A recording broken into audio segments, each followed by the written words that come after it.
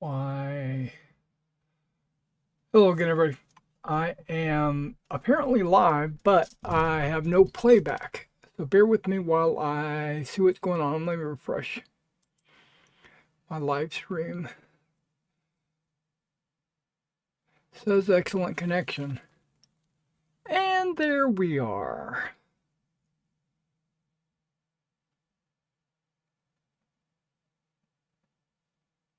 Excellent.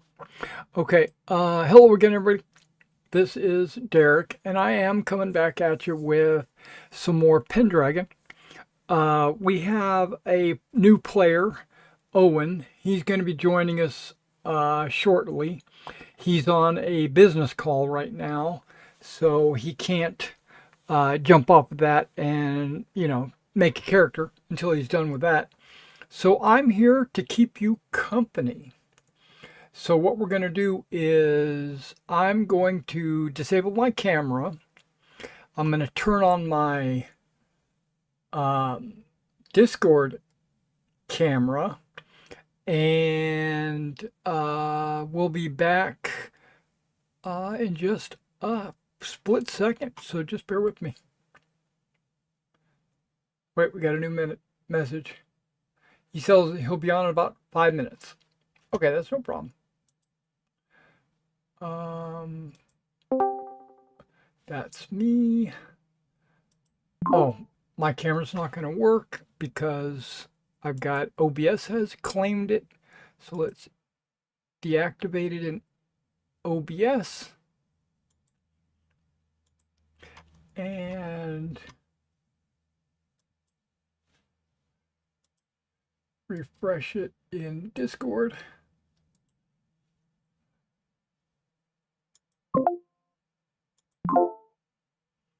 I'm back. Whoa.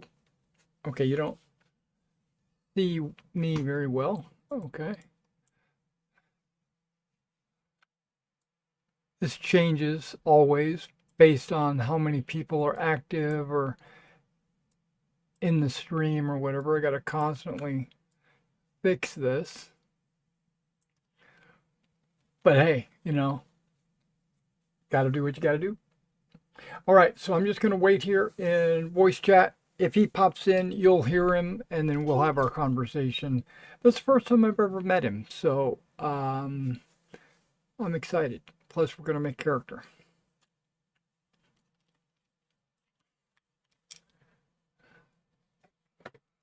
Plus, I might have to get up and go use the little boys' room in the middle of character creation.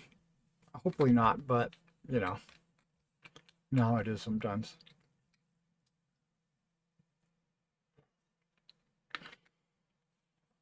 Okay, he said about 5 minutes. Well, I've got him all set up and ready to go. I got him a character sheet, got him a background sheet. I don't know. I'm going to try to ask him 2 questions initially to start. I ask every player this. I'm going to repeat myself when he gets on here, but I ask, are you familiar with Roll20? And can't turn it off. Okay. Are you familiar with Roll20, and are you familiar with Pendragon?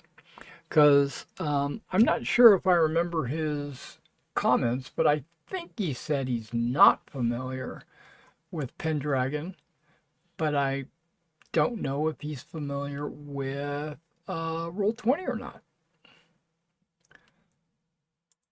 Can I get rid of that? I can. Okay, there we go. Yep.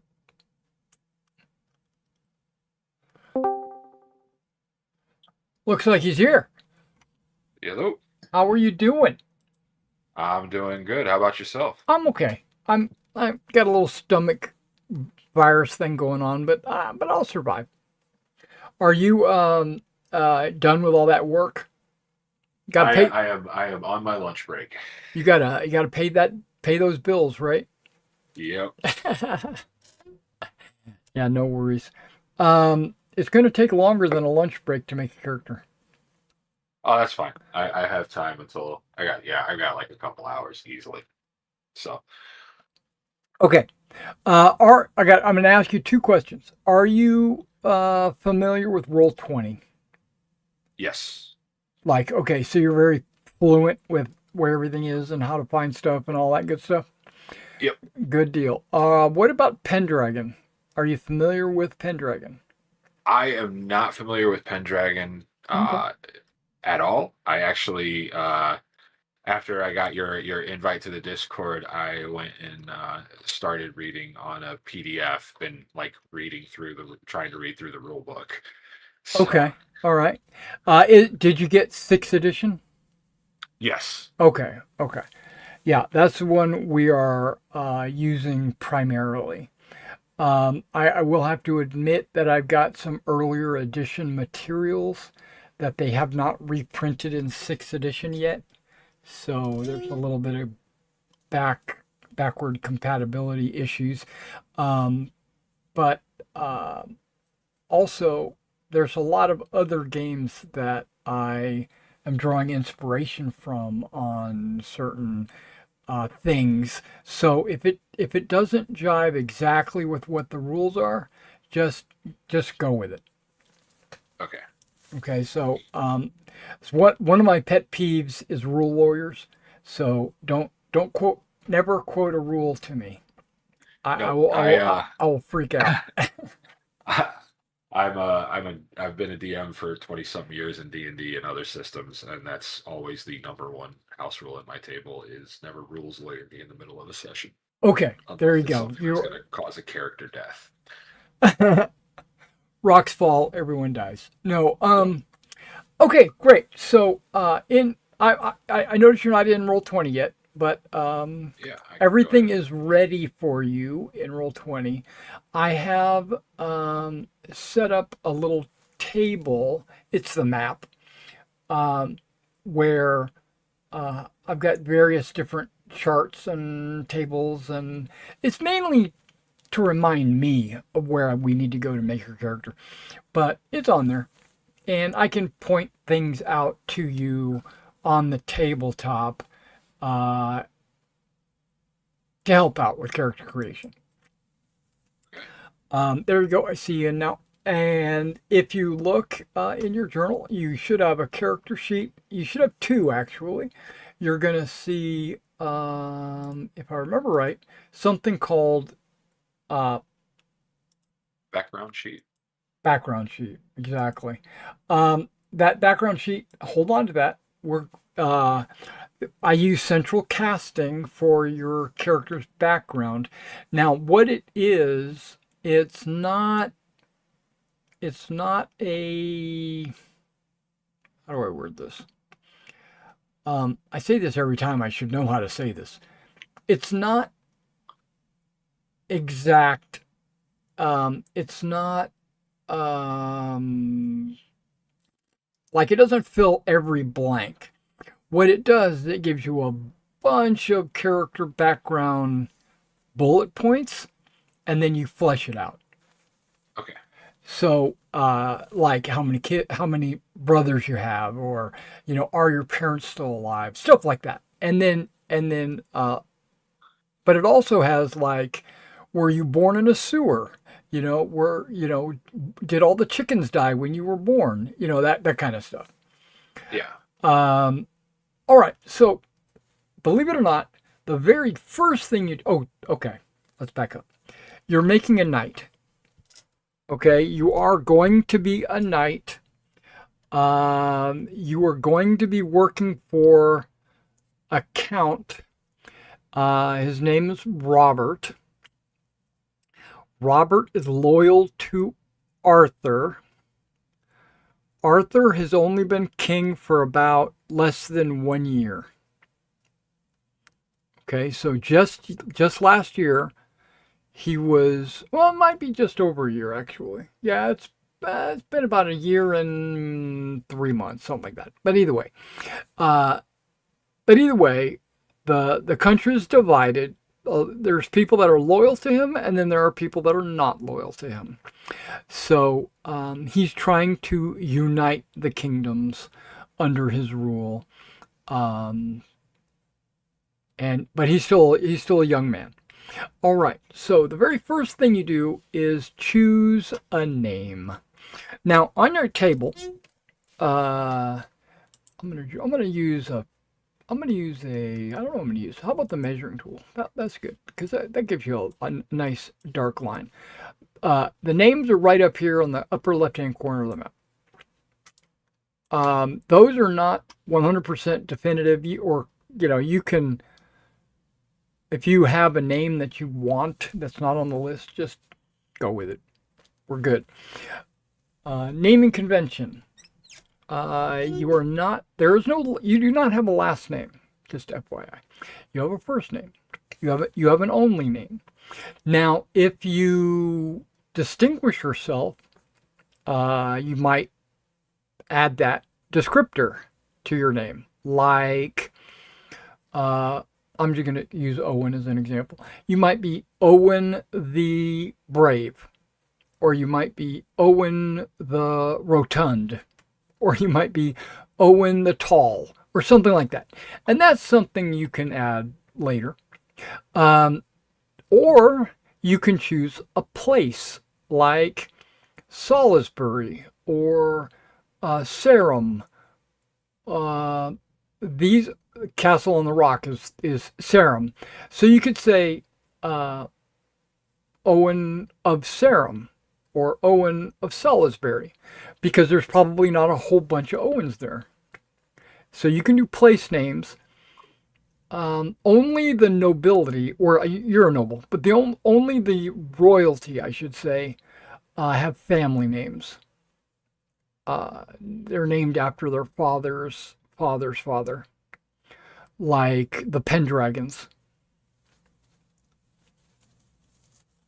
That's not a you thing. Now later, if you ever become king or whatever, you might start that. But Pick the name. We're gonna go with Caradoc. ooh, okay, sounds good. I like it.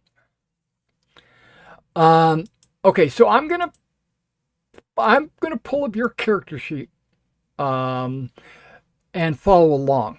I'm if I see something I don't like, I'll just type it in there. But I'm gonna like everything, so don't worry about it. Okay, so your age, you can go ahead and put 18. Okay. There are 3 places that track glory. I'm kind of going by your character sheet to kind of get you up to date. There's 3 places you track glory.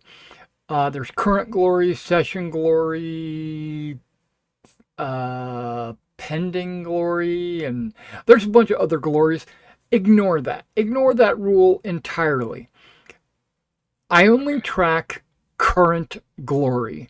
And that's right in the, where it says characteristics, under where it says other, and you got current glory. That's the only place where you need to track it. Or you can track it under session glory, or you can track it under anywhere you want to track it. It doesn't matter.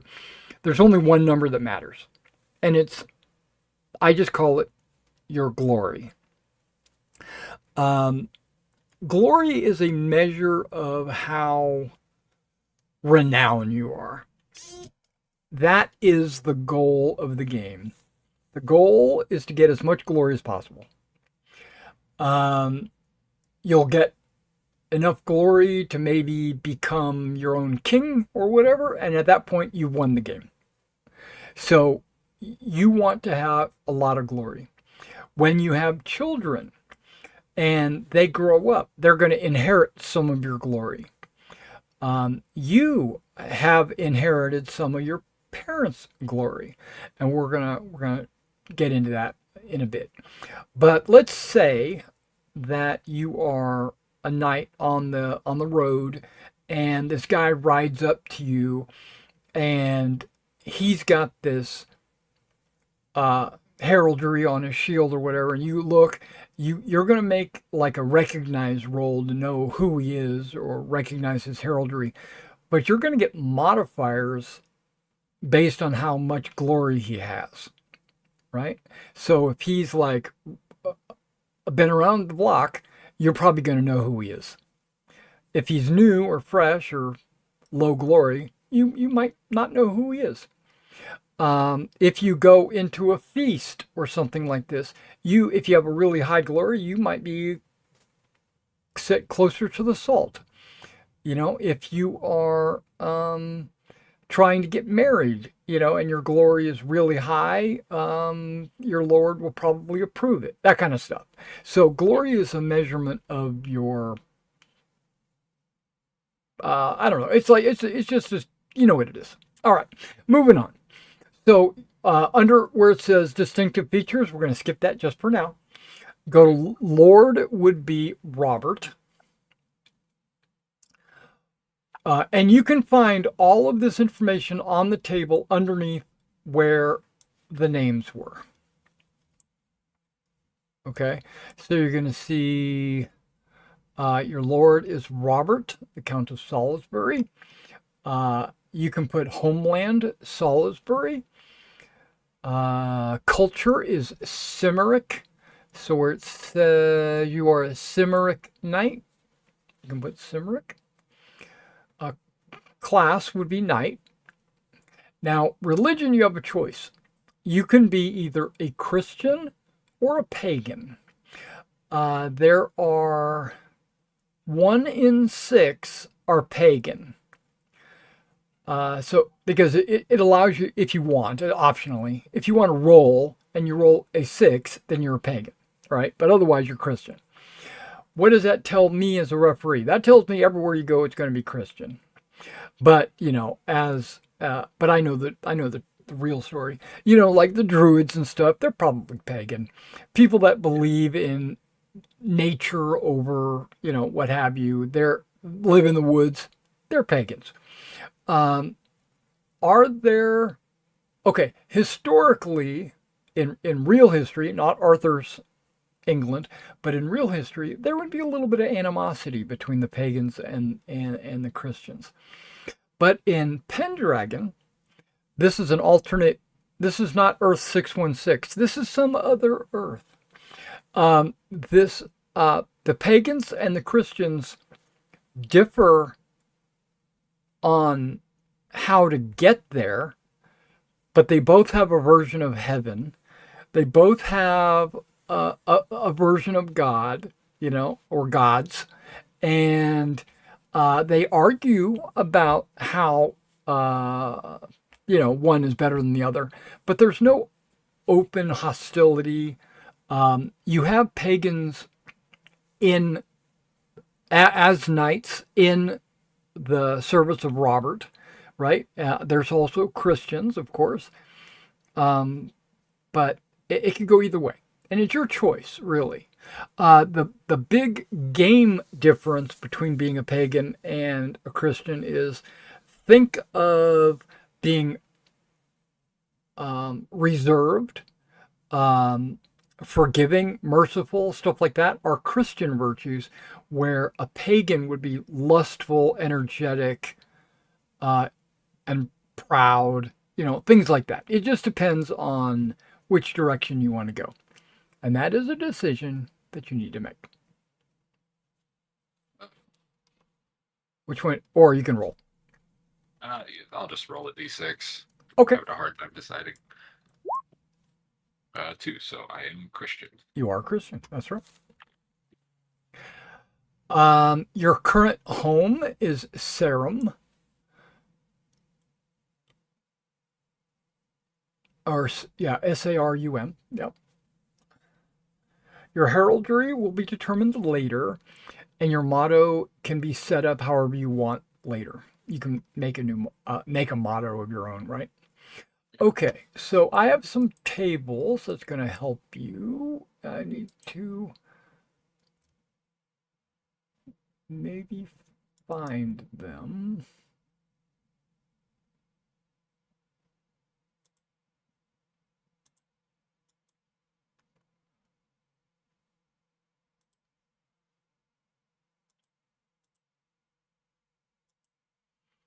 Okay, the next thing we're going to work with is characteristics.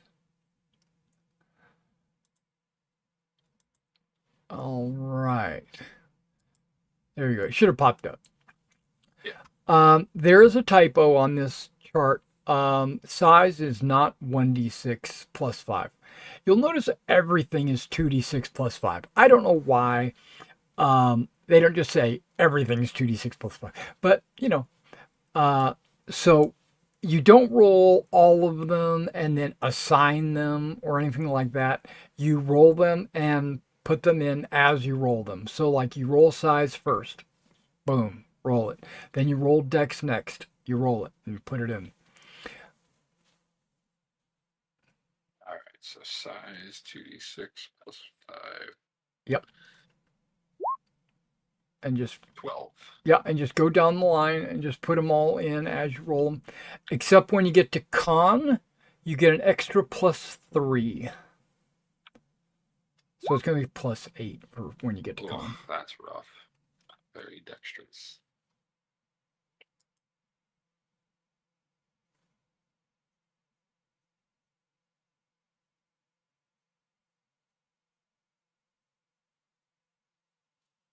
Pretty strong though. Yeah, that would be 16. Con. And 12. It's appearance or appeal. Yeah, depending on where in the book you read it. Okay, I want you to note that some health stats have already been generated for you. Movement stats, healing rate, that's all been generated based on your characteristics. Okay. Okay, hit points of 28 is pretty good. Okay, it's pretty good. When you hit somebody, okay, if you scroll down even further, you're going to see something called attacks. Yeah. Okay, you'll look where it says character damage 4d6. Okay, so when you hit somebody with a sword, let's say, you're going to do 4d6 damage. Okay. And that's based on your stats, right? There are people in the party that do 3d6. So you actually are strong and you have a pretty good size. Your hit points are going to be mostly based on your constitution. You'll notice that your major wound is equal to your constitution. So I strike you with a sword and I do 4d6 damage. I'm going to have to do more than 16 points of damage after your armor absorbs some of that to cause a major wound. That's pretty good. A major wound will knock you out instantly. So if I do 21 damage and you've got 5 armor, I don't think I knock you. I'll have to double check, but I think I have to exceed your major wound. No, I think it's equal or exceed. When you drop to 7 hit points remaining, then you go unconscious. More importantly, the most important thing, you see the healing rate over on the right hand side. Yeah. That is how many hit points you recover per week of rest. Okay. Yeah, so you take that, let's say you take 12 points of damage. It's going to take you 4 weeks to get that back.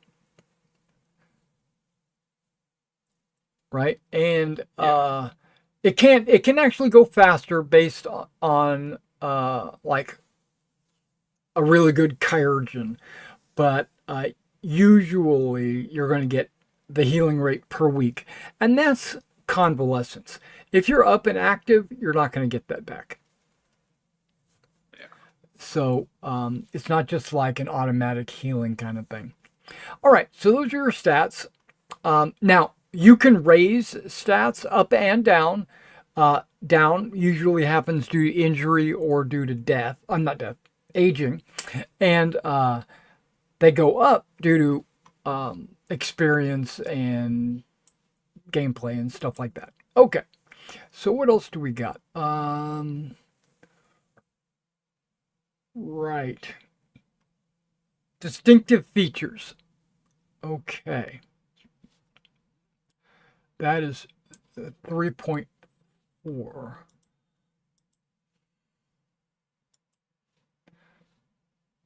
Show you right there. Distinctive features.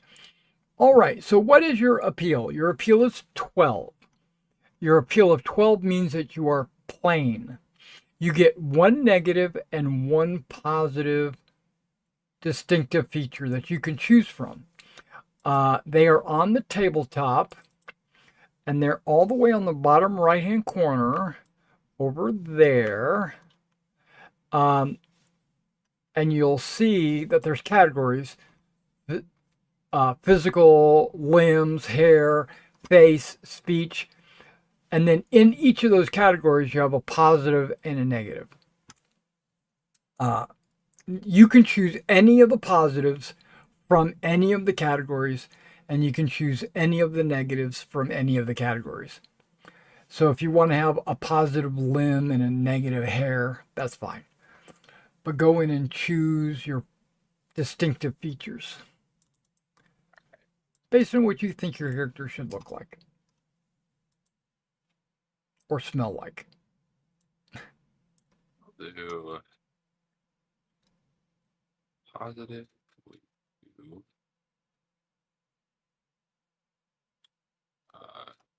Curly hair. Yeah.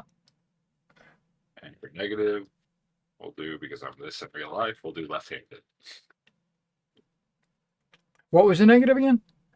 Left-handed. Oh, yeah, you're the devil. You're an evil person. Okay. Yeah, that's something that might have been believed back then. So just go ahead and put that in your distinctive features. Curly hair. Yeah, there we go. Next thing is your Christian virtue. Under personality traits, you'll see where it says religious virtues. You need to type those in, or I don't know if you can copy and paste from the tabletop. I don't think you can. But just type them in. Chaste, forgiving, merciful, modest. You see where that is, right? On the. Yeah. Okay.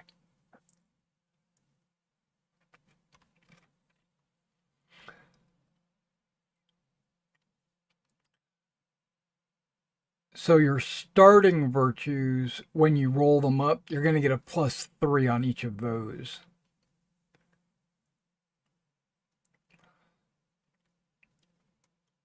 So when you get ready to roll those, just know. Okay, so we're going to roll all of your personality traits. Now, you only roll for the ones on the left column: chaste, energetic, forgiving, generous, all the way down. And you'll see it's 2d6 +3, except for valorous, which is your last one. It's 2d6 +8. Okay. So I'll just go in order here. So chaste is 10 plus another 3, so that's 13. Right.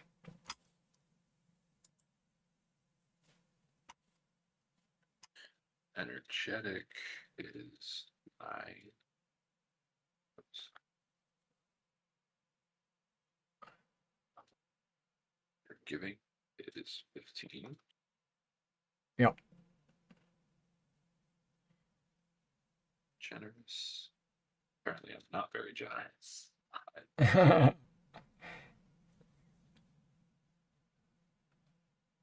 Honest is 10. Just is 11. Merciful is 13. And before we start, you will get some points to assign to these also, just FYI. Okay. But right now, this is the die roll to get your base numbers. Honest is also 13, because that is a +3.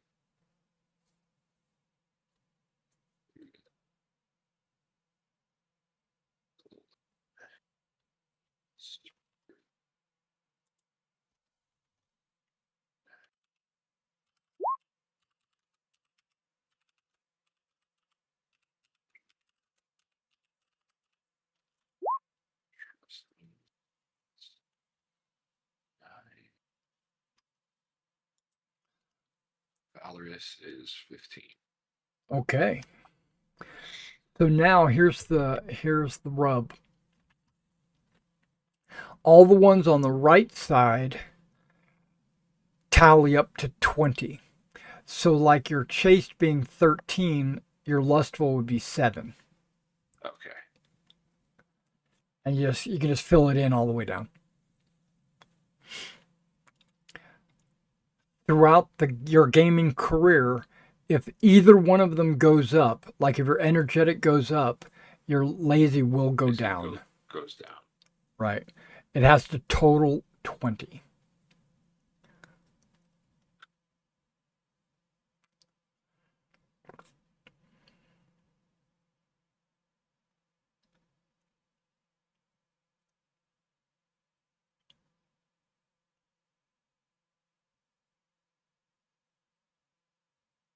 Okay. Yeah, so you got it. All right, so then we go to passions. Just scroll down a little bit. You see an area called passions. Um, there, you have to add these by line, and they are on the table right there. Um, there is a new passion. Yep, loyalty, Arthur. Um, yeah. Right.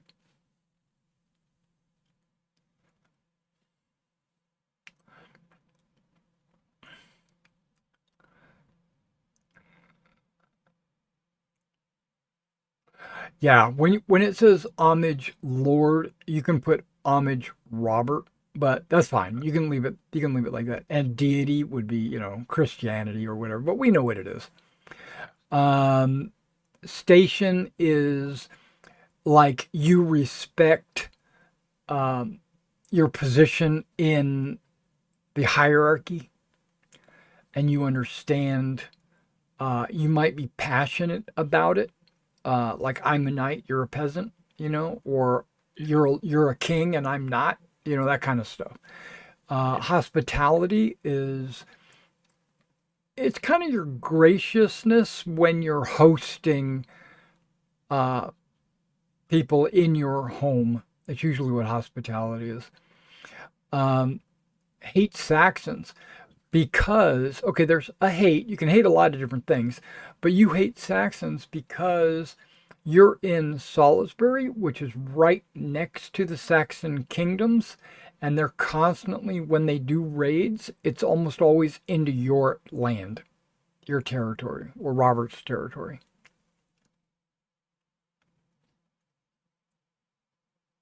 And so they steal the chickens and rape the women and all that stuff. Okay, so you go ahead and roll the dice that is displayed there and assign those numbers. So, like, homage would be 2d6 plus 8.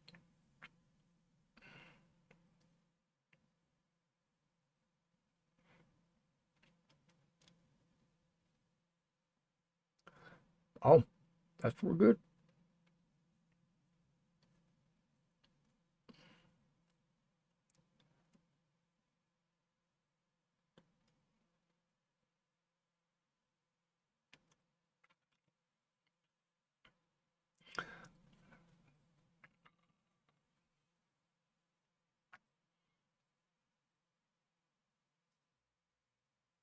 And the reason why loyalty Arthur is so low, it's because he is a brand new king and not everybody knows, you know, you're not going to be blindly loyal, but you are loyal.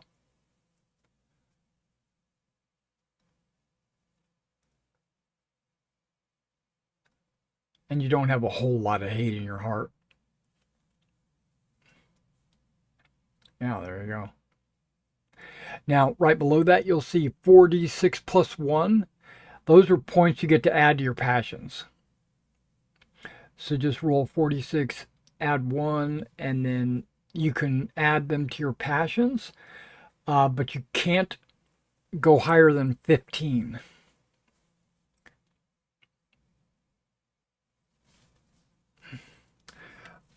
before you start adding points to passions, let me talk about passions a little bit. I understand that you've had a chance to take a look at the rules.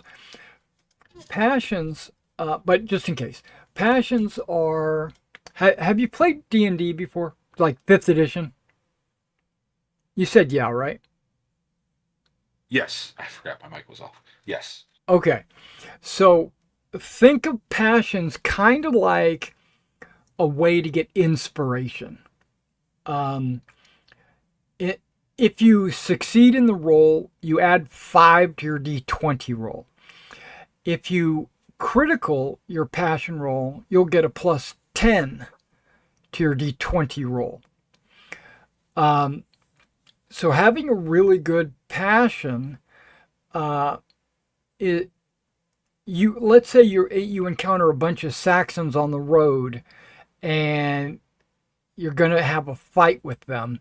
You might pull up your passion hate Saxons, right? And then you roll it. If you succeed, you get a plus 5 on your attack rolls, or one skill you choose, but most likely it'll be your attack roll. And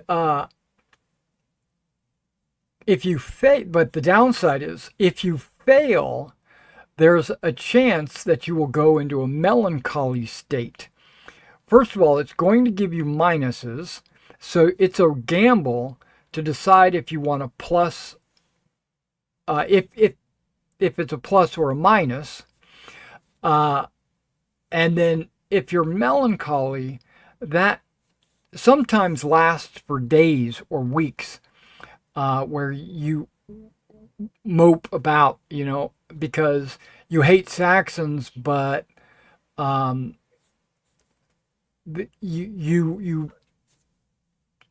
didn't want to have to kill them or something. I don't know. And so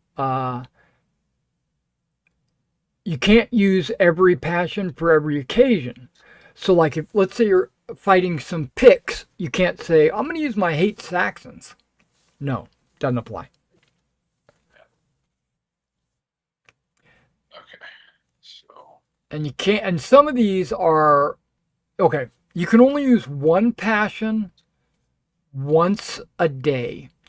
So Okay. so let's say this might be different than the wording in the rules, but I allow one passion per day, no matter where it comes from. So let's say you get into a fight with some Saxons, you use hate Saxons, you beat them, everybody's happy, you get back on the road, and then an hour down the road, some more Saxons attack you. You cannot use hate Saxons again. How long does it last? It lasts for the entire encounter. So that passion that you like, if there's a bunch of Saxons and you use hate Saxons, it'll apply to the entire fight, not just 1 or 2 rounds. Okay. So it's extremely powerful. Yeah. Plus 5 is a big bonus on a d20. Yes, that is. Okay. So let's take 5 points to bring Arthur's loyalty up to 6. To 11. I'll take hospitality to 10. So 7 points left. Love for my family. 15. Station up to 15. So that's 4 more points left. I'll bring the hate Saxons to 8. And then with 2 points left, I will take my. I'll go ahead and make me more loyal to Arthur and bring that up to 8. Okay. There you go. All right. Well, that looks good. All right, so those are your passions currently, and you'll notice beside every skill, passion, or trait, you have this little red box. It's a check box. If you check it, basically you can check it once per year, and it's checked until the winter, and then during the winter you roll to see if your skills go up, and then you remove all your checks. Okay. And you check them when you critical or if you fumble. So you don't learn anything just by doing it. You learn by doing it well, or because you learn something new, or by failing miserably, you go, oh my gosh, never do that again. So you get checks when you critical and when you fumble, or when I say add a check, because sometimes that'll happen. Sometimes I'll say, oh, you just did battle? Well, put a check by it. Because it could be a very impactful situation. Okay, that's what all the checks are for. Okay, so that is your passions. The next thing I think is skills. I got a table for that. There, this is some math here. It's not hard. 3.5. Okay, there we go.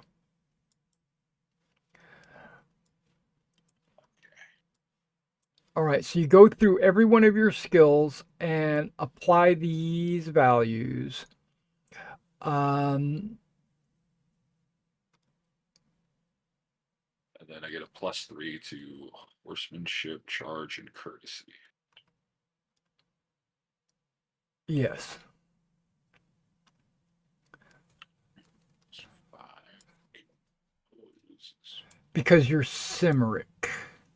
Yes. Courtesy is 12. So 7 + 3, so courtesy is 10. And in this game, when you have to do a rounding, you always round off. So if it's 0.5, it goes up. If it's 0.4, it goes down. Always. I know some games always round up and some games always round down or whatever. This is just round off. Because these aren't modifiable, it's not that big of a deal to talk about, but you are going to want to get some of your skills to a minimum of 10 to qualify for knighthood. Okay, just FYI. Because currently you're rolling up a squire, and I'm going to give you some years of training in here in just a minute, and hopefully that brings you up to knighthood. Okay. Well, it guarantees it will, but you have to assign the points correctly.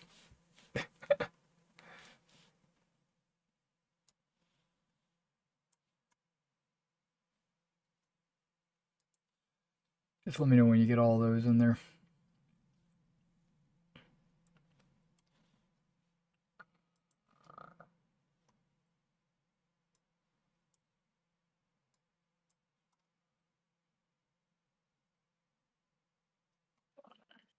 Horsemanship is 8. +2. Yep, while you're assigning your skill points, just to let you know, if you're riding a horse, right? You're fighting from the back of a horse. You always use the lower of the weapon or the horsemanship. So, like if you're using a sword from your horse and one is an 8 and one is a 10, you use the 8. So, it's always good that if you're planning on fighting from horseback, that is usually the case for a knight in Arthur's kingdom, you will probably want to keep your horsemanship on par with the skills, with your other weapon skills. Okay. All right. So there are the skills. There you go. So you got them assigned. Now because of the family that you came from, go ahead and roll a d20.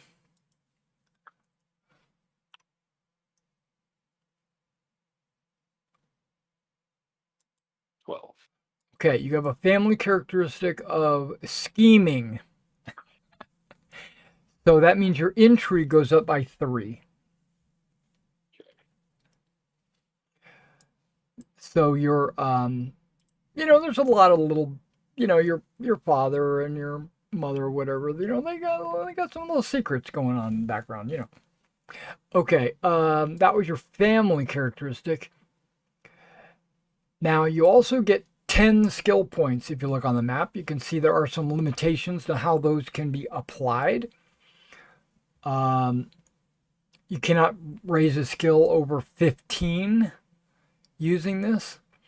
Uh, you cannot raise a skill with a starting value of 0, which will be chirurgery and literacy. Those are going to be 0.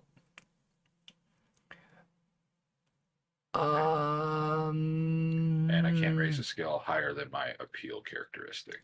If it is based on One of the appeal. appeal, yeah. Right. All right, so 10 points.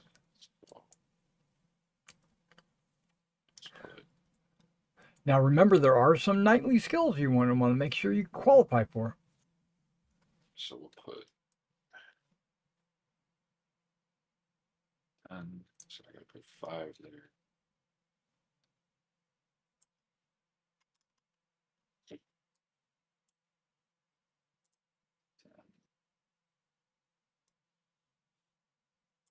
That's all my points just to get the weapon knightly skills up to 10. All right. Sounds good. I see sword is 10. Brawling, charge. Okay, that's good. Intrigue, courtesy. You're doing okay. I think you might already qualify for knighthood. Because I think courtesy, you need 2 non-weapon knightly skills. Those would have the asterisk next to them. Okay, so courtesy is, but intrigue is not. Oh, intrigue not. Okay, well, that's okay. You got more points coming. All right, so that was the starting squire, basically. That's where you're at.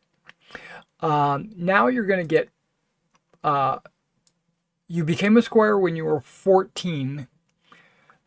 If you want, and I highly recommend this, going to the second page of your character sheet, you've got character and you've got holdings.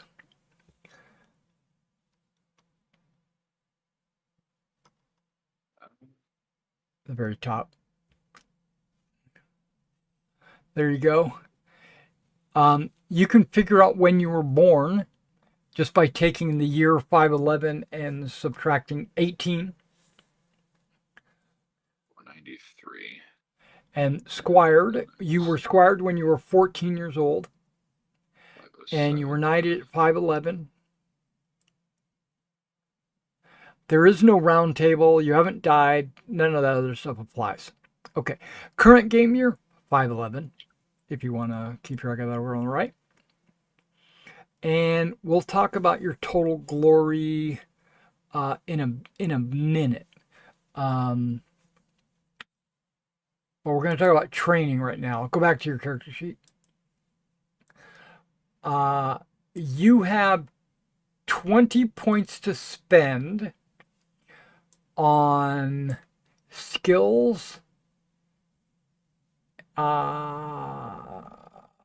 Yes, skills with the same limitations as before.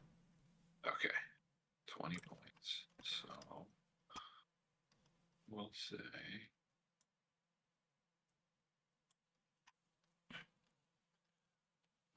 let's bring awareness up to 10. So that gives me my nightly at least. Okay. Awareness is a lot like perception. Yeah. Okay. Your ability to see stuff around you. And not just that, kind of just empath some things as well. You cannot raise chirurgery or literacy. The knights in Arthur's kingdom are all illiterate. You cannot read. You have to rely on others that can read. Okay. Usually ladies and clergy. All right, so we'll do. Or maybe a bard or something. because that's not considered a worthwhile training. You could have been learning how to use a sword. You didn't need to be learning how to read and write. There's other people for that. Let's see.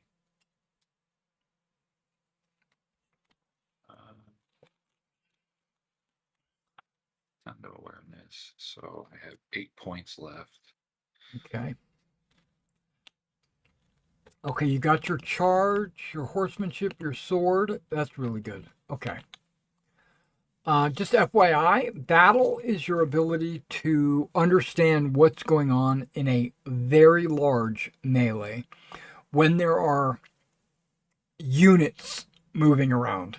That's a battle. So 10. All right. So that'll give me Okay.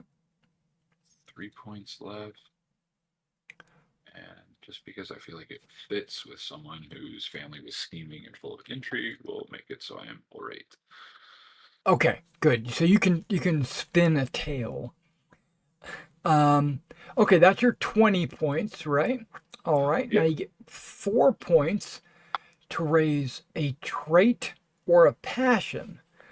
Personality traits or passions. You get 4 points. Uh, Traits can't be more than 19 and passions can't be more than 20. Okay. So And you 4 can raise the points. left or the right. That's up to you. All right. But it's only 4 points. You get 1 point per year, so. Let's do that. We'll say generous will go up to, honestly, we'll take that up to 8. Okay. It's not there. And then, That brings your selfish to 12, don't forget. yeah. And then we will say that I'm energetic and not lazy. Kind of evened out. Okay. Yeah, don't forget to adjust that as well. And now you get 4 points to add to your characteristics, Okay. your stats. Something to tell you. If you raise a stat, it does not change your skill. Okay. Those have already been set in stone. But it will change your derived characteristics, like hit points and knockdown and healing rate, stuff like that. You can't raise anything higher than 18, except Constitution can be raised to 21. Okay. So I will say. Just a second. When Yep. the winter phase comes around every year, you get a chance to raise your characteristics. If during your winter phase you raise size, what that is you're bulking up or you're actually still growing. But when you hit the year 21, size now becomes width. Okay. It's called gaining weight. Okay. Oh, we're going to say I grew from 14 to 18. So 2 points there. Okay. Now that changed your hit points to 30 if you didn't notice. Yeah. It's pretty good. Unconscious went up. And then got a little stronger and a little better looking. Okay. Put some muscle on. Ladies, Yep. light ladies like that a little bit better. Okay. That did change your character damage, if you might want to notice that. Oh, yeah. You're now doing 5d6 damage when you hit somebody. Now, if you crit somebody, you're going to do 9d6. All right. That's pretty much a knockout blow. Because most people are floating around 14 major wounds, somewhere in that neighborhood. And if Yeah. they're really healthy, and with 9d6, you're probably going to do more than 14 points of damage if you crit. Is what I'm saying. Um, okay. Um, let's talk about die rolls just for a second. It's game mechanics rules here. Um, everything's done on a d20, right? You're rolling a d20 for everything. So if you click a weapon skill like sword, it's going to roll a d20, and you're going to try to roll less than, well, equal to or less than your skill. So if you've got a 10, you're going to try to get a 10 or less. Pretty straightforward. If you roll a 1, that's not a fumble, that's not a critical, that's just a low roll. That's really bad roll. It's actually a horrible roll, but it still succeeds, right? Because it's less than your skill.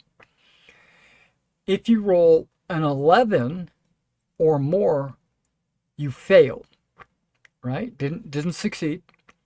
Yeah. But if you roll a 20, that's a fumble, right? A 20 is a fumble. If you roll exactly a 10, that's a critical. So if you roll your skill exactly, that's a critical. If you roll a 9, that's a success, but it's not a critical, but it is better than someone that succeeds with an 8. Okay. It's a little bit of gymnastics here. So you want to roll, it's the price is right. You want to get as high as you can without going over. Okay. And if you go over, you fail. Now imagine you have a sword of 10 and you've got a passion, and you critical on your passion. Now you've got to roll a 20 or less to succeed. A 20 stops being a fumble. It now becomes a critical, right? Okay. Because the target number was 20, and you roll the 20, you critical. You can't fumble. You can roll horrible, you can roll a 1 or 2 or 3 or whatever, but you're not going to ever fumble if you have a 20 or more. Let's say, hypothetically, you have a 21 skill with all these bonuses, right? Yeah. Now you'll critical on not only a 20, but also a 19. So every point over 20 reduces your critical chance. So you'll crit even more often. Okay. Yeah. And same thing with negatives. If you ever get a minus that puts you below 0, then your fumble chance goes up. Okay. Which normally is a 20. It's weird. It's normally a 20 to fumble, unless your skill is a 20 or more. Then it becomes even better. Whatever. But that applies to every skill, every trait, every passion. That's the way it is. If you roll under, you succeed. If you roll exactly the number, you crit. If you roll over, you fail. And if you roll a 20, you fumble. Okay. So far, so good? Yep. Alrighty. Can you get over a 20? Yeah, I've seen people with 30s, actually. Because let's say you have, I don't know, I'm just going to float a number out, a 10 charge. And then you charge with a lance, and the lance is considered longer than the weapon of the guy that's on the ground, because he's probably got a sword or something. So you get a +5 for having a longer weapon, and then you get a +5 for being mounted, where he's on foot. And so you're already sitting at a +10, and then you drop a passion on top of that, you could get a really good number to hit. but I wouldn't put it on charge because once you charge, you're now fighting with your sword. Yeah. But you'll probably kill him though. That lance charge, boom, he's dead. Because a horse normally does 66 when you charge with a war horse normally. Okay, but um, okay, we got your appearance. Okay, your glory. Here we go. This is page 2. I have to pull up a rule book because it's not a table. Okay, I know I've got it around here somewhere.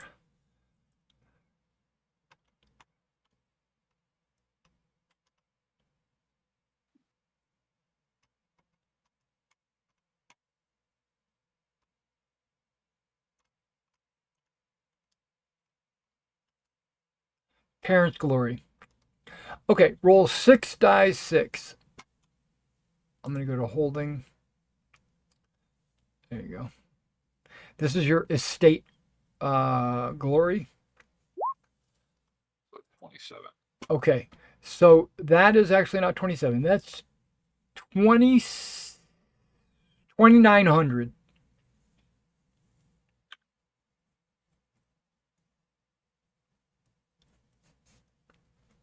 Okay, now that's not your glory, that's your estate glory.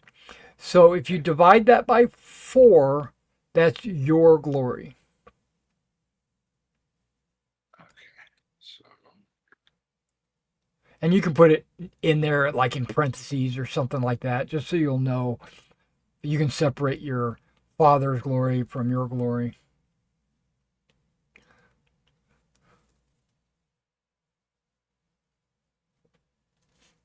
$2,900 is $725. yep.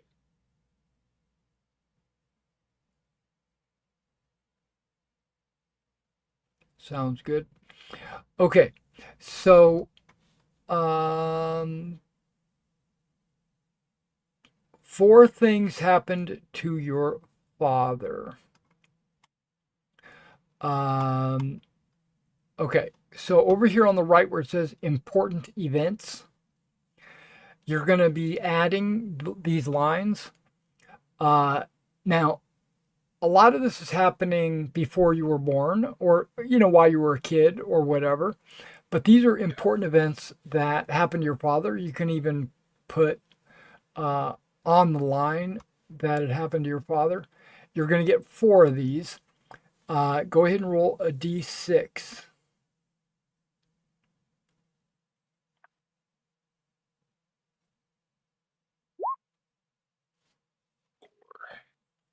Four.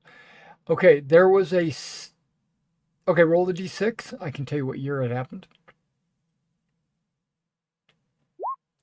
5. Okay, 498 plus 5. So 503, is that right? Yep. Okay, so it happened in year 503. So you can put that under date, right? And then the event is a Saxon raid of some kind. Give me a d6. 1. Okay, I'm just going to copy and paste this directly into your character sheet. Okay.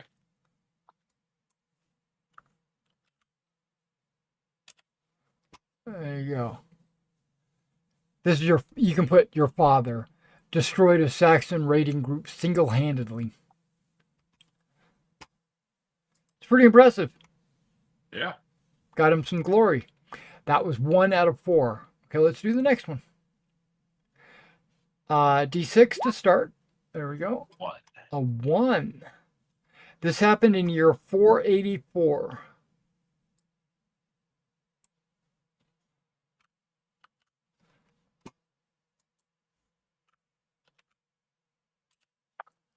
Participated in the Battle of Mount Damon.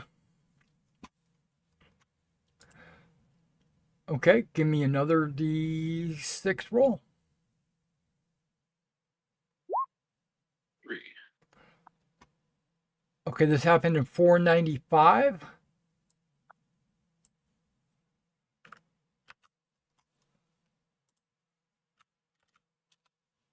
Battle of St. Albans. And then the last one.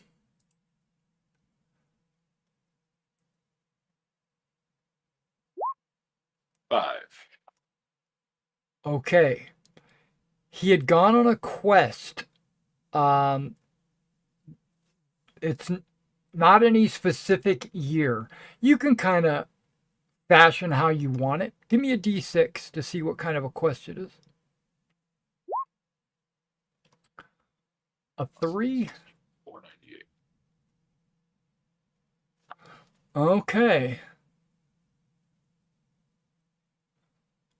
This might be interesting.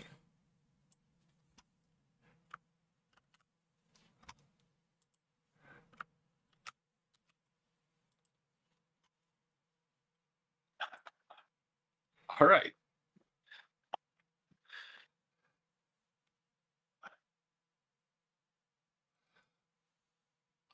I don't know if you want that to be 498 or not, but it can I be. was just Yeah, it can yeah, be 498. any year in, back in the day.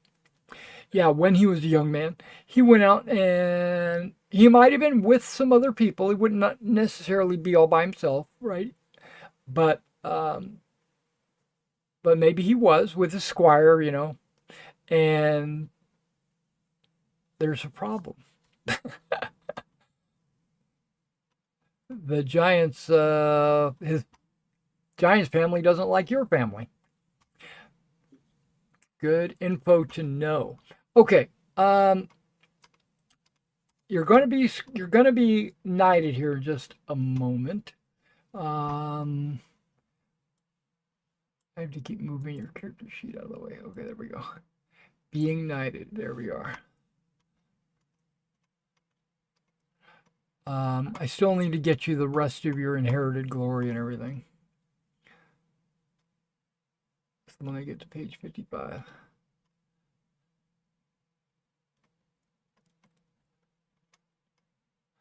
Okay, so on your character sheet, you see over where it says passive glory. You can see where it says fair appeal. Well, Yeah. guess what? You are plain. So you can just put the word plain in there. That gives you a +0. Um, Standard of living. That's not in there. But okay, you can put it under ideals if you would like. But standard of living, because you have an ordinary standard of living, you're not impoverished and you're not rich. You get 10. 10 big hole glory. Oh, wait, what is your appeal now? Actually, I think it went to fair because I went up to 13. Okay, yeah, that's fair. So you get 10 glory for having a fair appeal.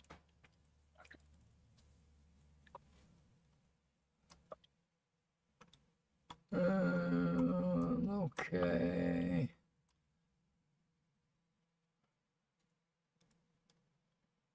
Yeah, all that's right. So if you want to know what your total glory is right there, you can do the math. But traits and passions give you glory as well. Hold on. Um, you have things called famous traits, and you do not have any exalted traits or passions.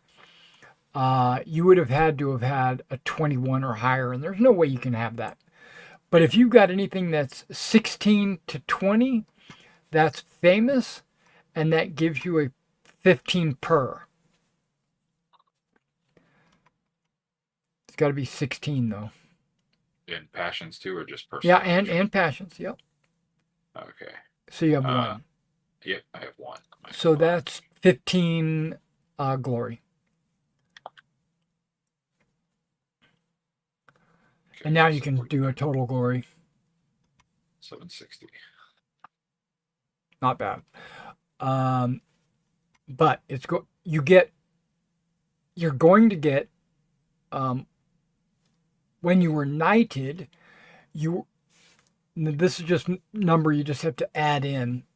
You can add it as an event if you want. Important event 511, knighted. You got 1,000 for being knighted. You get 40 for being knighted by Robert. And you get 50 for being accepted into his household. So it's at 1,090. It's not a huge amount, but it's quite a bit. And you can add that to your total.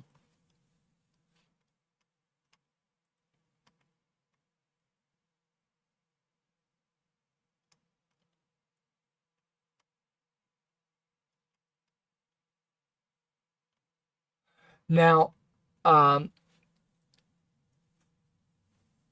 little bit of the knighting ceremony. When you have been told that on the following day you're going to be knighted, there's a ceremony that you have to perform, which is called the vigil, where you go into the chapel and you have all of your knightly regalia. Remember, you're a squire, but you have all this knightly regalia where you kneel in front of the altar and you pray all night until the dawn. And what you're doing is you're reflecting on your life, what you did in the past, what you want to do in the future. Basically, come to grips with becoming a knight and all that.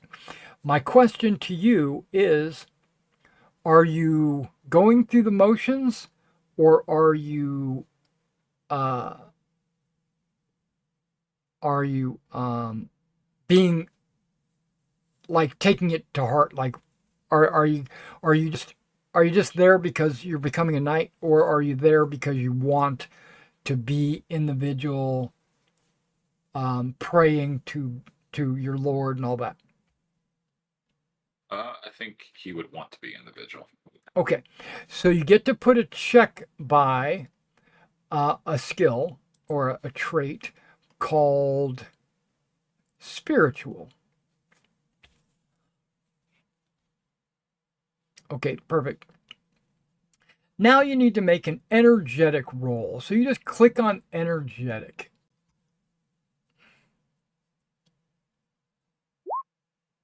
Success. You needed a 10, you rolled a 9. Success. Okay, so you can actually put a check by energetic. It's not a critical, but you still get a check. This is you staying up all night. You were awake. You notice that there might have been other knights involved in this that are going to be involved in this knighting ceremony. Some of them have fallen asleep. Some of them stayed awake. You were one of the ones that stayed awake. On the next day, Dame Aspara comes in. She's one of the senior knights in Robert's household, and there's this ceremony that it's a tradition more than anything else, where you run and try to jump in a single leap onto the back of a horse. Everyone has to do this. You make a dex roll, so you click on dex.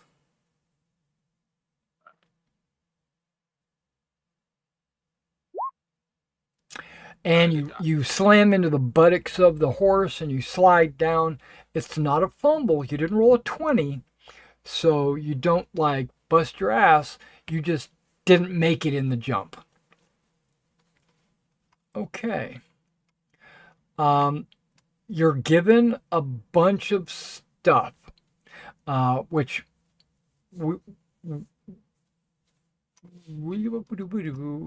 it should be in the handouts. I'm gonna pull it up for you. I think it's under items, and I think it's under nightly gear. I'm gonna show that.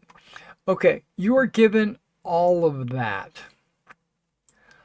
So you have a hauberk, an akaton, and a nasal helm.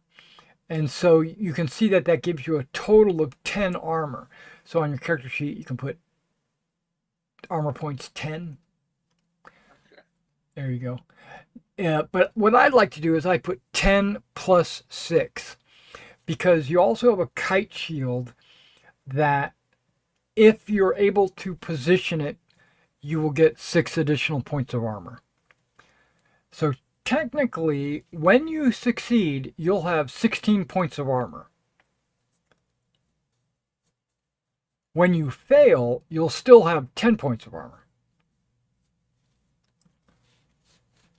And you have all that other stuff that you can always copy and paste if you want. You get one more thing. This is a hand-me-down, and you might inherit it, however you want to look at it. You roll a d20, and I'll tell you what it is. Actually, I'll copy and paste it into chat so that you can copy and paste it how you want. You got an 8. Okay. A Roman spatha sword and scabbard with gold and silver decorations in the imperial style. Okay, just FYI, the Romans left England about 100 years ago.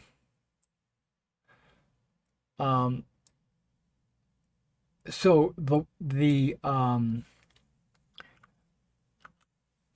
Roman influence is pretty big right now still. There you go. I copied that. A Roman spatha sword and scabbard with gold and silver decorations in the imperial style. That's in addition to your normal sword given to you by Robert. It's also worth 5 librams. A libram is a gold piece. The equivalent of 240 denarii or silver pieces.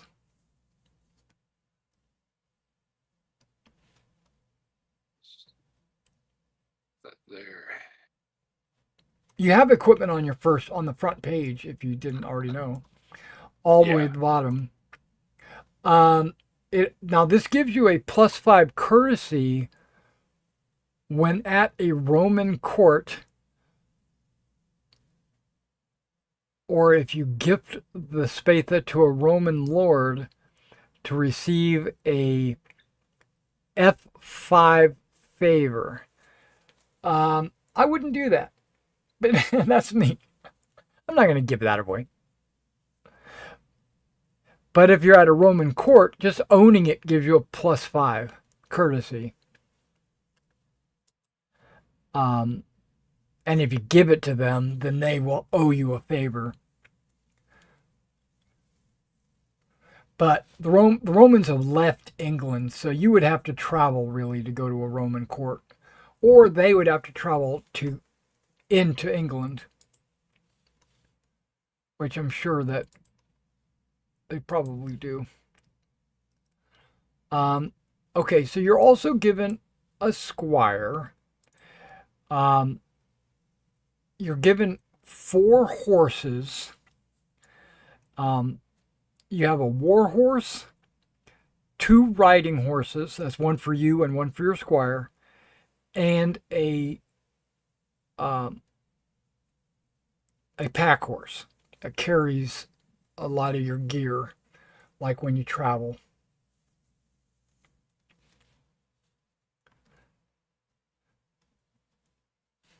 Just so you know. And your squire has his own gear.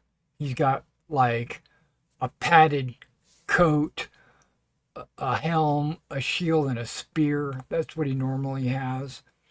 But more often than not, he's just with the horses, waiting for you to do something. And if you need him to run out there and give you another spear or a sword or something, he can do that. Because he's only 14 years old. Yeah.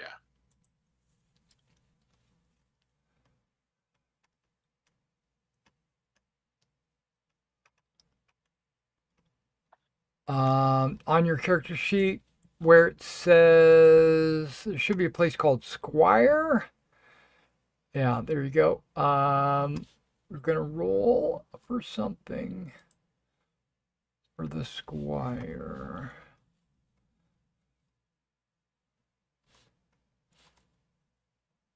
Um,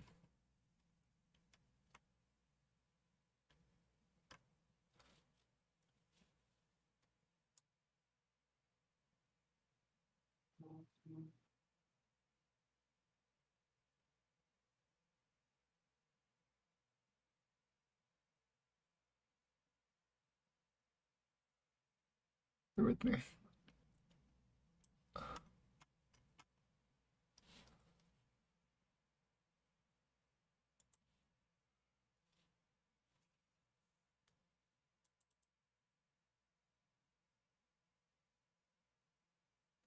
I'm in the process of making a quick reference sheet of a lot of these different charts because they have them hidden away in different places. I don't think.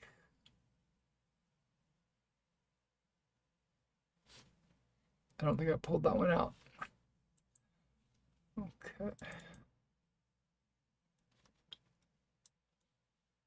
Let's go to the index.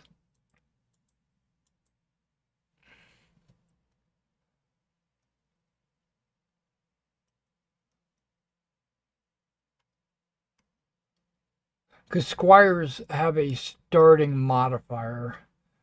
It's a die roll to see, like, your squire's background.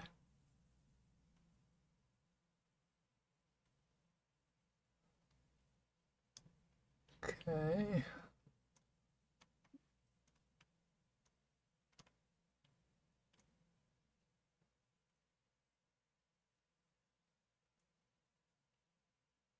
Ah, there it is. 12-7.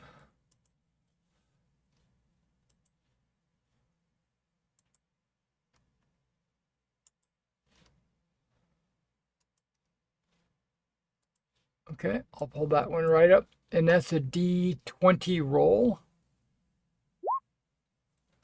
20. Not bad. You got Heir of a Vassal Knight. He gets a Squire skill of +2 and a Knightly skill of +1. Normally, the Squire skill is like 14.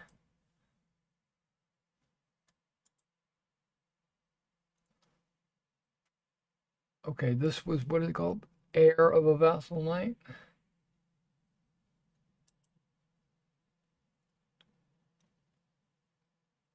Yeah, so it shows his Squire skill is 17.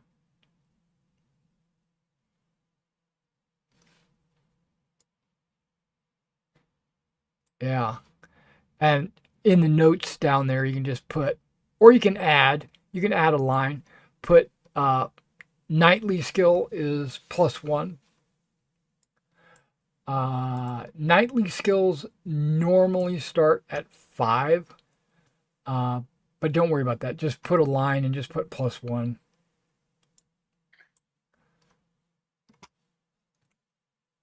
And Air Vessel line. Okay, you got it in there. Good. Okay. Now, there is lower where it says Warhorse and Warhorse type, size decks, and all that stuff. You don't really have to worry about that. But under equestrian notes, you're going to want to know the personality of your horse. Yes, your horse has a personality. Um,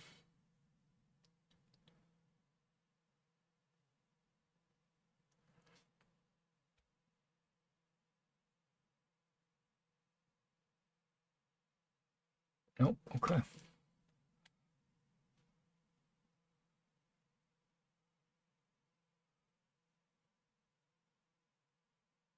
10-5. Okay.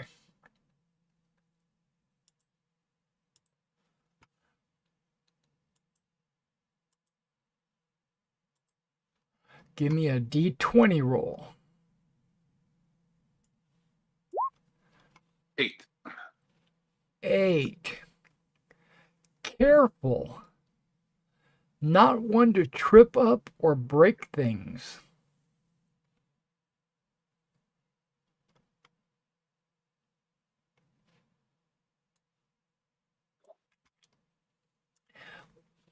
Um, Gwyneth, he's another knight in the household.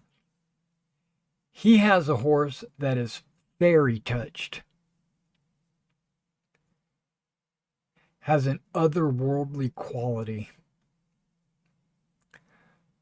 And I think Sanson might have a mischievous horse, which is knocks over tent poles and things like that, steals things.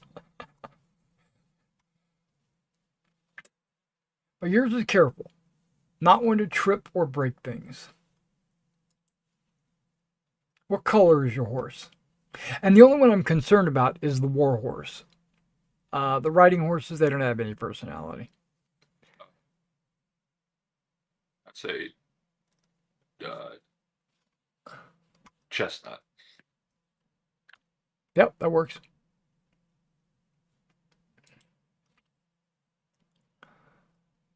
I'm going to show you this page where it has a normal charger.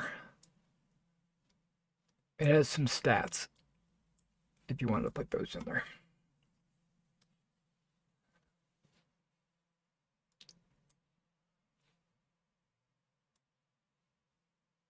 I can shrink it, but it won't grow. That's crazy. Okay.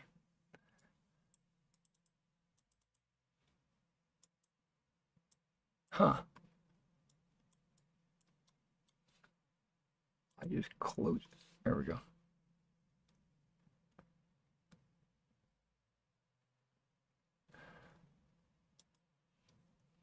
Okay.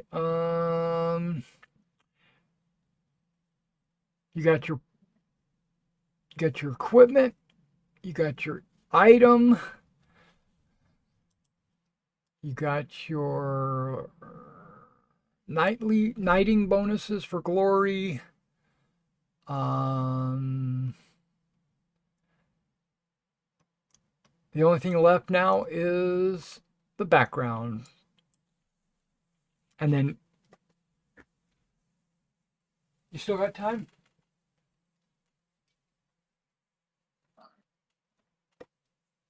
I don't know if you're muted or not.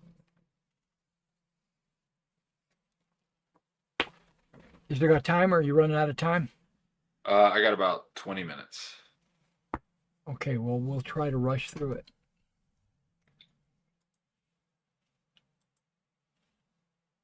I will not give a lot of exposition. Okay, so this is going to be a lot of die rolls. A lot. Go ahead and bring up that second sheet where it's the background sheet. Yeah, background sheet. If you spread it out to the right, everything should line up better. It's just the way on my screen, when it pops up, it seems like it's all jumbled.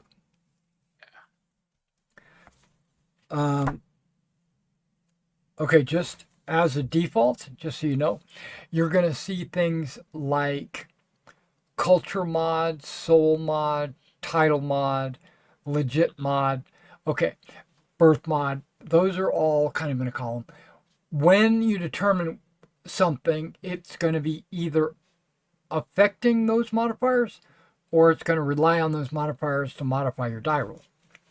Okay. And then just fill in the blanks. You have to hit edit to get into that, as you might already know. Let's start off. We can skip name, sex, age, race, national, ethnic, heritage. You can skip all that. Your culture is civilized.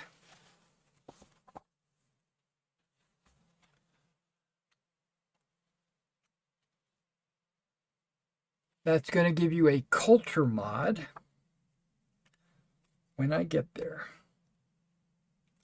Okay, civilized gives you a culture mod of +4.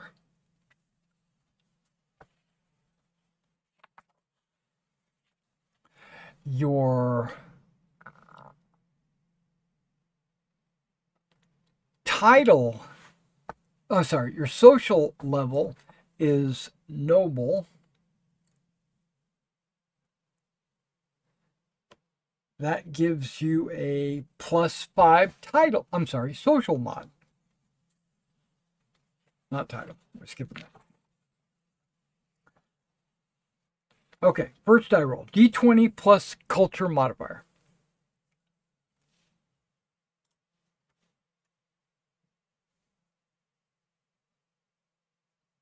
Oh, no, that's not. It's D20 plus 4. There you go. A 5. Okay, a 5. That means you are legit. So you can say you are legitimate. Okay. Your legitimate modifier is +0.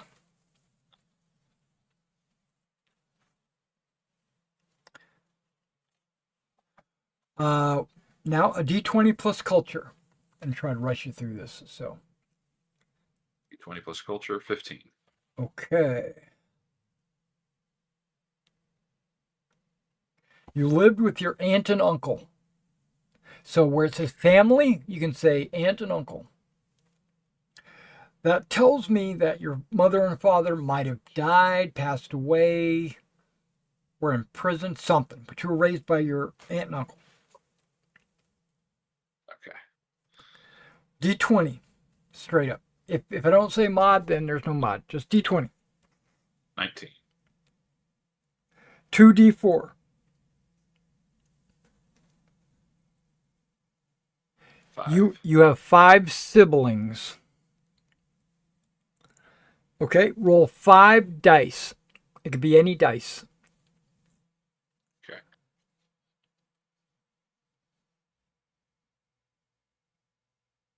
Okay. In that order, 1, 4, 5, 4, 1. Ones are girls. Odd numbers are girls. Even numbers are boys. So it went girl, boy, girl, boy, girl. Okay. So you know how many sisters you have. And now to place you inside that group, I need a D20.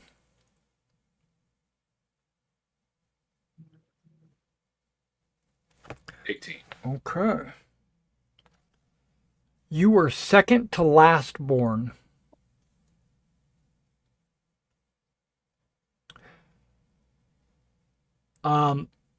Okay. So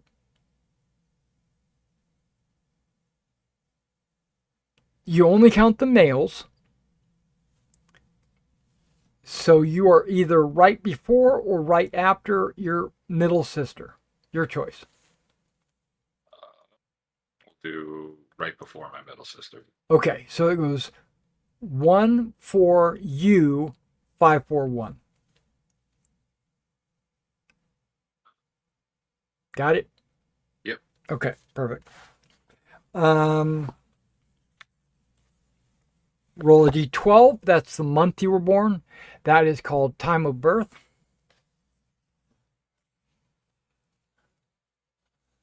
We're not going to concern ourselves with the day. Can later if you want, but now I need a d20 plus legitimate mod, and we already know that's a 0, so just a d20. 9. You were born in a hospital or healer's guild. You have a birth mod of -7. A lot of people think minuses are bad. Not necessarily. It could be good. Um, okay. Now we're rolling percentile plus birth mod, which we already know is a minus.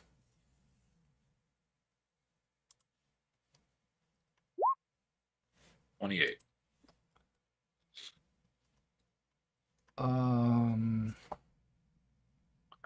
No unusual occurrence. So all the chickens didn't die when you were born. There wasn't a hurricane. Nothing like that. Okay. No unusual birth. Not going to worry about that. Significant events. Okay, this is the meat and potatoes of this book.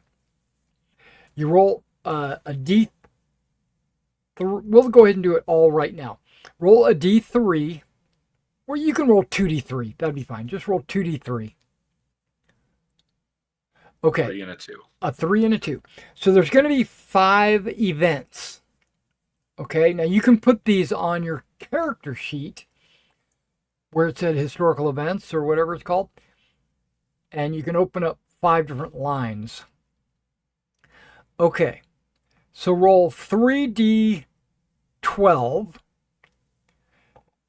And those are the years that the first 3 took place in. So when you were 2 years old, when you were 7 years old, and when you were 12 years old.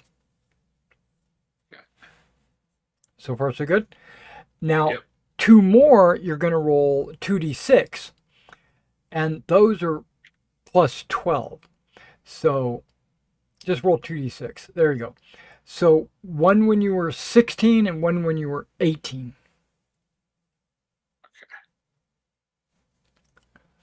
So let's see. 1 when I was 2, so that would be 5. Well, you could just put 2 for now. You can go in later and do the math. I'm trying to rush you through it. Yeah.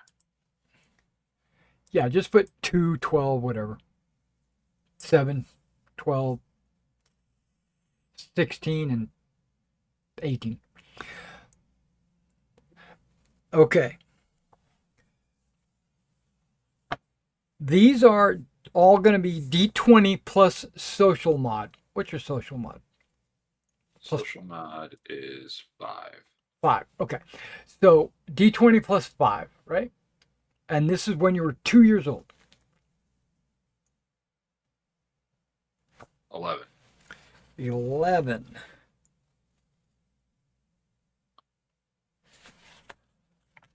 Okay. Straight D20. 4.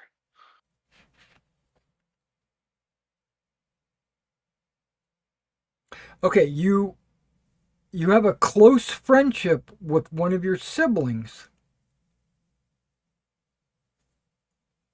They are either your next oldest or next youngest.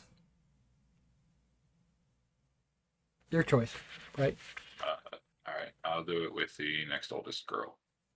Okay. So it was, yeah. Yeah. Yep.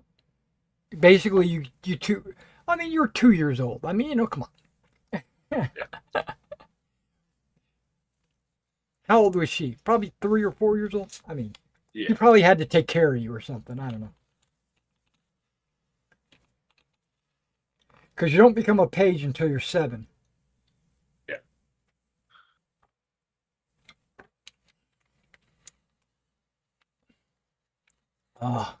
Sorry, I'm drinking here. All right. Yeah, that was that event. Perfect. Now, D20 plus Saul. We're going to the next one. 7. 13. 13? Okay.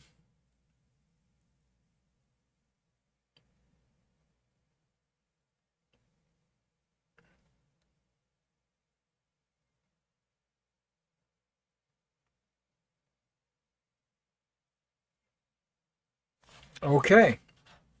You had, and you can quote me, you had an encounter with a non human.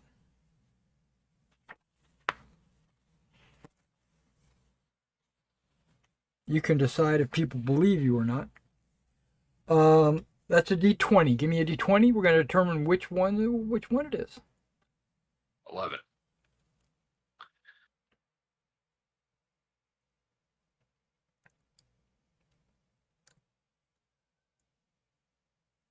It would be. You don't know because you were like 7 years old, but it could be. It's a short person, like he was your height or whatever. So it could have been a gnome, a dwarf, an an elf. You don't know. He wouldn't tell you, but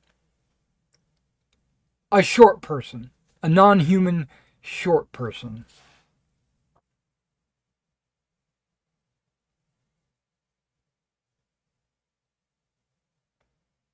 Okay, not a giant. All right. So when you were 12, something happened. D20 plus five. D D20 plus social. 6. You're getting some low ones on this one. Yeah. Oh, okay. When you were 12, you ran away from home. Give me a D10 roll.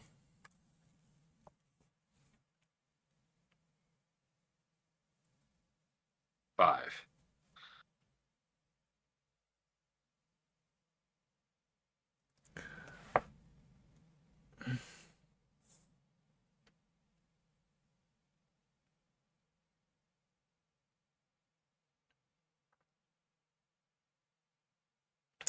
Okay, you ran away from home to a distant land.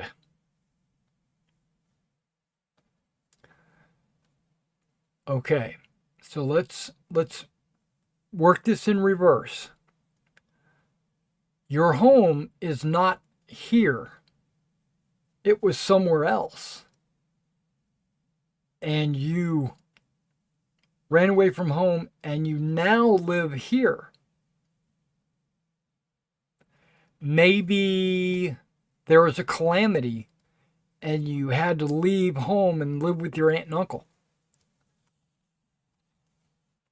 that maybe lived in another kingdom because it says you didn't go back. Okay, so however you'd like to kind of work that into your backstory, you're you were originally from another land, might have been the north, might have been the south.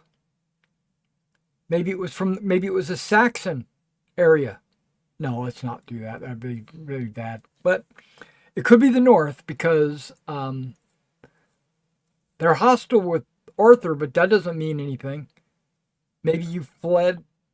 This is 12. This was 6 years ago. Yeah. Okay. Now when you hit 16, something happens. D20 plus social. 22. Oh, okay.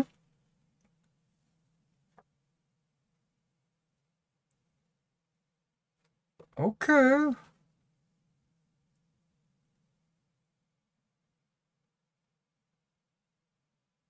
This kind of blends in with your 12-year-old kind of thing. It says rivals force your family to move to a new locale, possibly another country.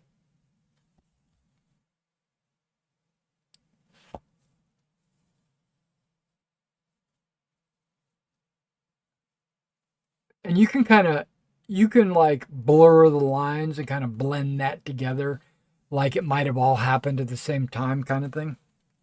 It's up to you. Okay, next, you ran away from home and they followed you, or uh, maybe you didn't run away. Maybe you left with them. Your aunt and uncle rescued you.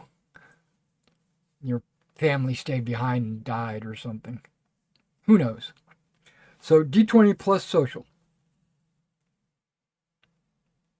10. 10. Okay. That is a straight D20. Oh, we're in adolescence now. Okay, D20. 3. 3. Okay, you apprenticed to learn a skill.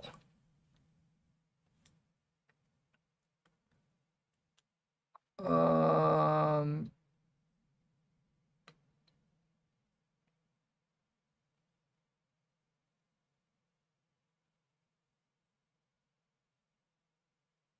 okay, this specifically says that it changes the time to age 13.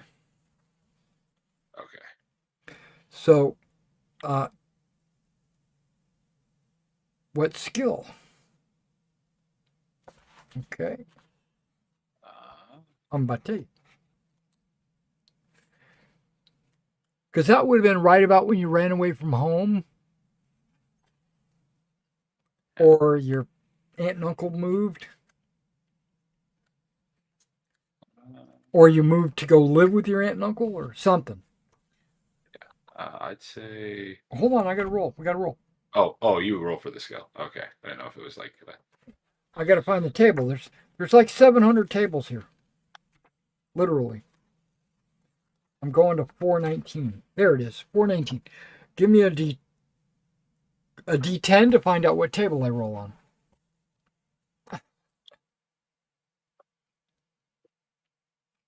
3. Craft table 2. Okay.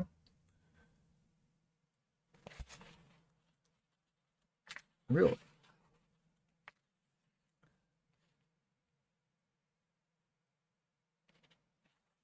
Wait a second. What?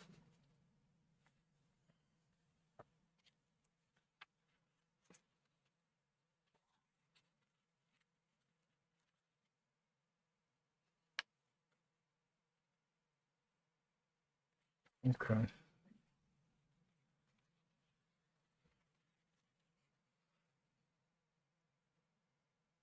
Okay, found it.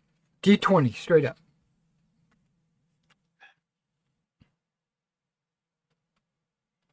11.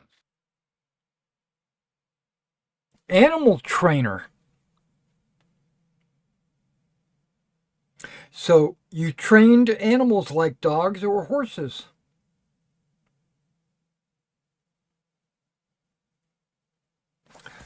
Okay.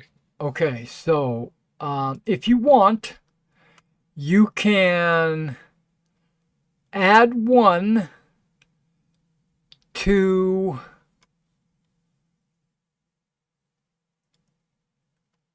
there is a skill. I don't think it's stewardship. Might be hunting. You know what? I'm gonna look it up. But you're gonna get a +1 on one of your skills. Okay.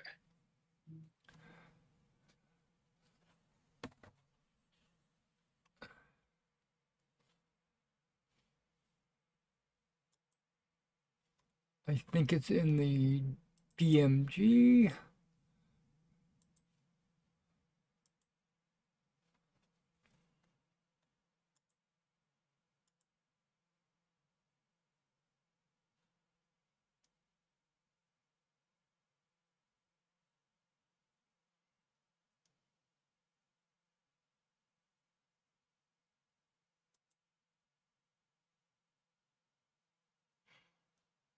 Mm-hmm.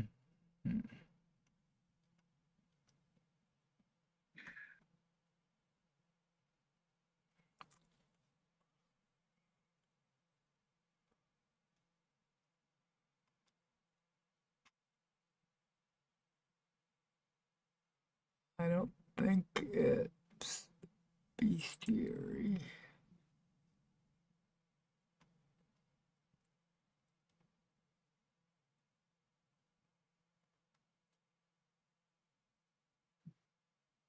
Uh, Uh, I do have a meeting that just started up that I have to join for okay. work. Okay, well, this is perfect. Just put a note on your sheet that you get a +1 for um, training animals, and then I'll look it up and tell you later. Okay. Yeah, because that was the last roll anyway, right? Yeah. Okay. All right. Perfect. I'll catch you Thursday night, 7 o'clock. Sounds good. Thank you. All right. Nice meeting Bye. you. All right, guys. Before I get off of this, before we get off of this um, call here, I'm going to see if I can't find what I'm looking for. There was when I was cherry picking the tables earlier, because I'm planning on making my own. Uh, I'm planning on making my. Okay, I can't see squat. There we go. I'm planning on making my own GM screen because I don't have one. I'm gonna make one of my own. I remember seeing something about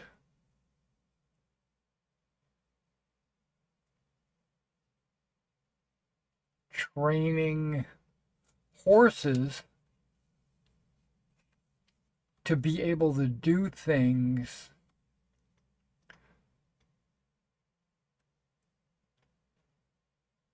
uh, other than, just fight. There's like come when they're called and stuff like that. And there's supposed to be like rules for training horses.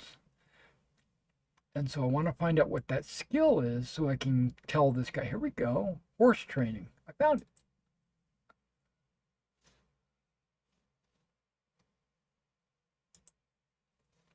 Okay, let's see what it is. A horse is, of course, a horse, of course. Begin light training age of 3. It takes about a year to train a horse, blah, blah, blah. Even more horses.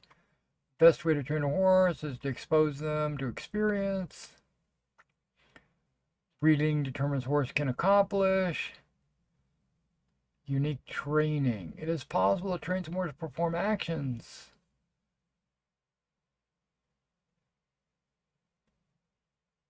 Note that all horses are trained in the simple trick of stopping and standing.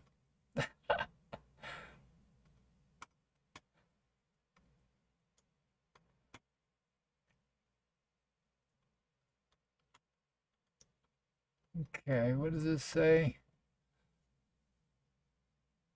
That's dismounting.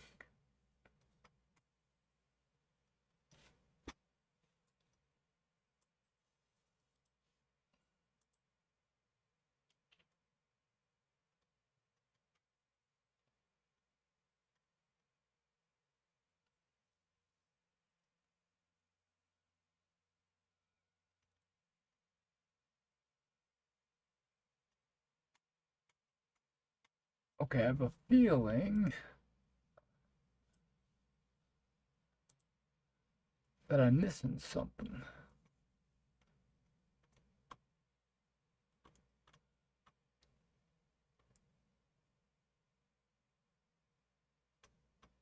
Let's note that all horses are trained in the simple trick of stopping and standing in place when their rider dismounts voluntarily. Okay, okay, okay. Horse colors.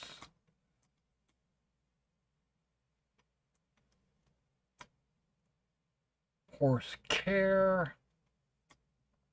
Well, it might be horsemanship, actually. Horse personality, horse armor.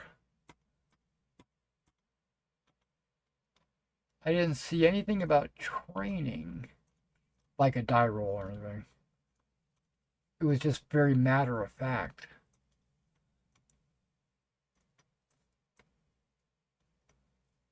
Okay. Training horse. Takes about a year. Even those, a horse will not become, 4 horses reach the peak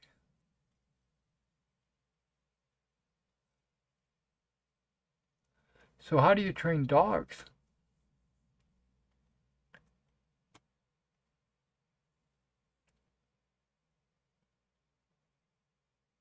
I'm going to say horsemanship.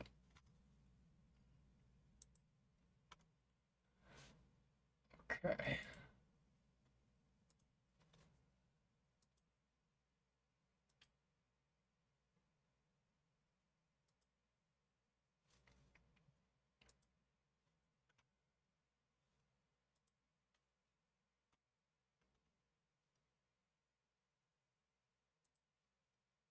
I just added it to his character sheet.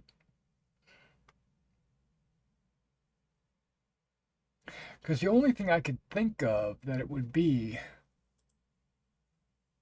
right, is either horsemanship, maybe hunting. Oh, dogs would definitely be hunting. Okay, okay. So I'm going to give him a choice.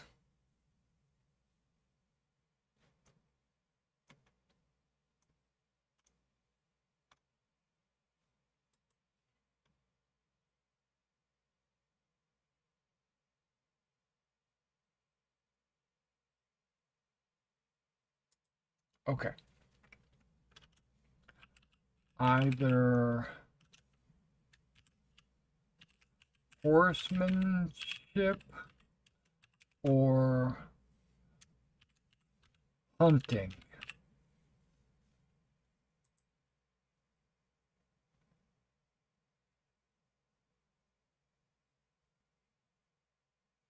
There we go.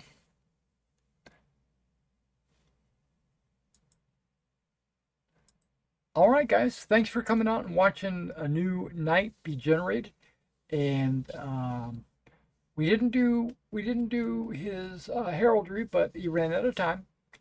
Um, this is only 2 hours. Um, the other characters normally take about 3 hours, so it'll take him a little bit of time. We'll do that. Also, we need to make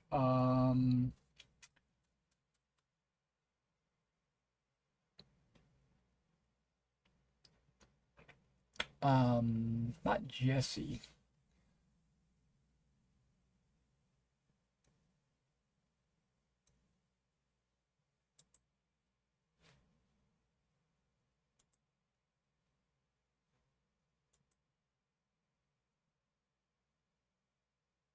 Written map. There we go.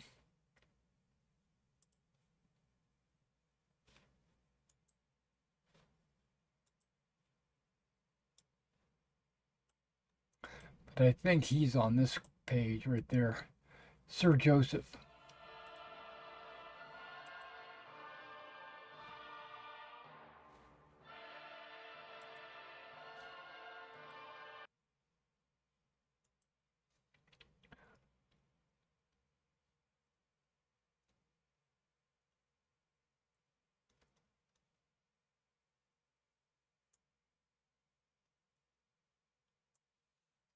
Yep. All right. Well, yeah, Sir Joseph still has to do his heraldry, and Owen needs to do his heraldry for his knight, and then um, yeah, we should be good to go.